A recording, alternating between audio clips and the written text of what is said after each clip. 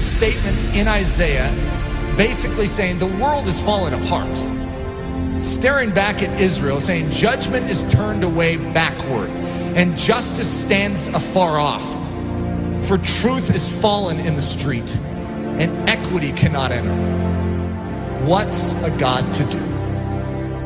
And he saw that there was no man, and he wondered that there was no intercessor. An intercessor basically means one who fills the gap. If you have a walled city and there is a hole in the walled city, just this little part that is like broken down, it's like a pile of rubble, and actually you can sneak through it. There's a vulnerability in a time of war. If you have an enemy, what's an enemy looking for? The gate, to try and scale the gate? They're looking for breaches or holes in the wall. They're not stupid. They're not going to waste their time going through the front door when they can go through a side little broken down breach.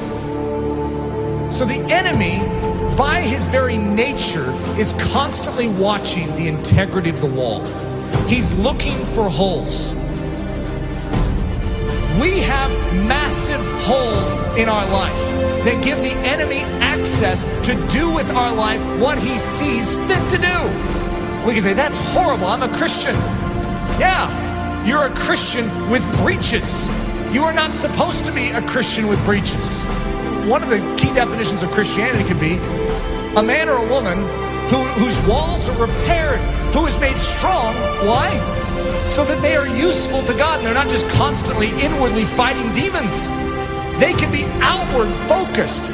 God says to Israel, I will bless you so that you can become a blessing to the nations. God's pattern is to make you strong so that you're useful. There is a hedge that is supposed to be built up around your life, and it very likely isn't. You need a strong man. You need someone who can step in and fight off that enemy to make you strong so that you can start focusing outward instead of on your own issues. Most of us as Christians, the church is so weak because we have literally less than 1% of our time that is able to focus outward because we are so caught up in our issues and our difficulties. Even the healthiest among us, we have issues. We have difficulties, whether it's relational, whether it's financial, whether it's health, we have issues. And there's a dying world out there. You know that estimated 150,000 people died and went to hell today? Let's think about this. What did we all do about it? Did we take a step forward in beginning to do something about it? Or are we just stemming the tide from our life falling apart even more than it is? We are living on the defensive instead of the offensive. What we need is the same thing God was looking for back then. The walls are broken down. The city is in disrepair. Israel is without a defender. Where's the intercessor? You know who Jesus Christ was? In a nutshell, he's the intercessor. He's the man who stands in the gap. He's the strong man who came and took the full blow upon himself so that we could gather our wits spiritually and awaken and say, I'm in. Thank you for rescuing me. Literally, he took the blow. Everything that was aimed right at you to absolutely decimate your life, he took it square on. Without even a whimper, he took it. For the joy that was set before him because he valued you so much. He took the blow. See, one of the things that happens with the life of Jesus, we have a tendency to make him a mousy character. We have a tendency to diminish his manly strength. We are talking about the greatest warrior of all time. In the Old Testament, the term is Lord of Hosts, the captain of captains, the general of generals. And he's a general that led his troops into battle with his own life. He's the one that did it. All the rest of the army was cowering in the background. They couldn't fight this army. And he stood up single-handedly and defeated them. That is our intercessor.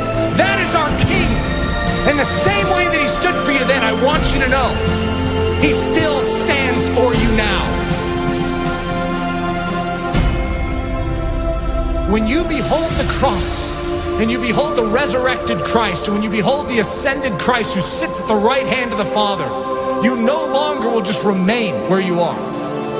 you will say, God, do it all within me. For your glory, make me strong. Make me strong to give. God is looking for an intercessor, someone who will make up this breach. We need to become a body that is thinking about every single one around us, as opposed to ourselves. Coming to church going, I need to be prayed for this week. What about who can I pray for this week? Just a different mindset. It's not what this church can do for you, but what you can do for Jesus Christ and this church. Think of that attitude shift, saying, God, you made this life and you have called me for more than just to save me. You have rescued me so that I can become a rescuer. Who needs rescue? Who needs help? Who needs me to stand in the gap and take the hit? That's the attitude. It's not your skin and how you can save it. It's how you can spend it for His glory. His glory. For His glory.